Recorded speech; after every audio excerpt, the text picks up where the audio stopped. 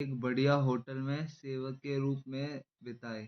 वहाँ एक तकनीकी कार्यकारी अतिथि के रूप में अक्सर आया करता था। वह काफ़ी प्रतिभावान था। उसने लगभग 20 वर्ष से कुछ भी अधिक ही आयु में फ़ाई का एक मुख्य घटक डिज़ाइन का पेटेंट किया था। वह कई कंपनी शुरू करके बेच चुका था और बेतहाशा कामयाब था। धन संपत्ति के साथ उसका जो संबंध था उसे मैं वह असुरक्षा और बचकानी मूर्खता का मेल कहूँगा।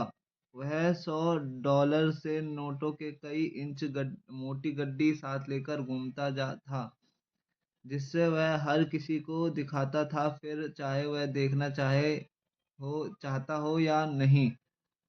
वह बिना किसी संदर्भ के अपनी धन संपदा की खुलकर डींग मारता, खासकर जब वह नशे में धुत होता।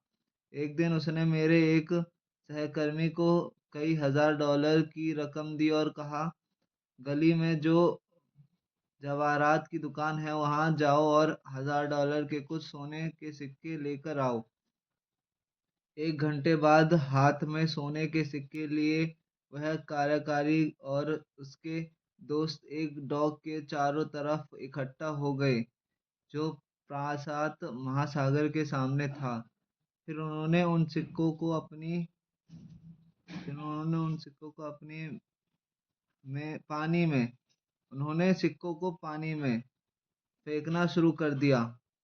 वह इन सिक्कों को कंकरों की तरह उछालते और फिर किसका सिक्का सबसे दूर गया इस बात पर बहस करते और ठहाके मार कर हंसते।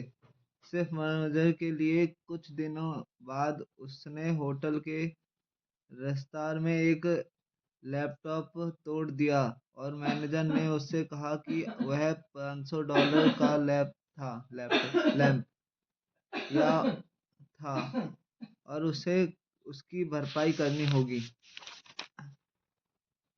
तुम्हें $500 चाहिए? कार्यकारी ने अविश्वासपूर्वक पूछा और जेब से नोटों की एक गड्डी निकाल कर मैनेजर को देते हुए कहा, ये रहे $5000 और मेरे सामने से दफा हो जाओ और फिर कभी भी दोबारा इस तरफ मेरी बेइज्जती मत करना।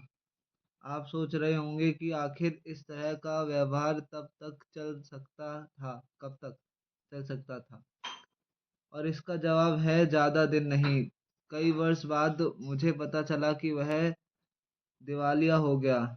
इस किताब का आधार यह है कि धन संपत्ति को मामले में आप कितना अच्छा प्रबंध करते हैं, यह इस पर काम निर्भर करता है कि आप कितने होशियार हैं, और इस पर ज़्यादा कि आपका व्यवहार कैसा है। और व्यवहार सीखना कठिन कार्य है।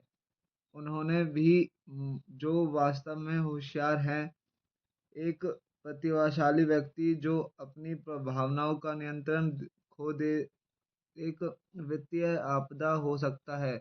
इसका विपरीत भी उतना ही सत्य है। सामान्य व्यक्ति जिन्हें वित्तीय ज्ञान नहीं है, धनी हो सकता है, और अगर उनके पास कुछ ऐसे व्यवहारिक कौशल हों जिनके लिए बुद्धिमत्ता की औपचारिक युक्तियों की आवश्यकता नहीं होती।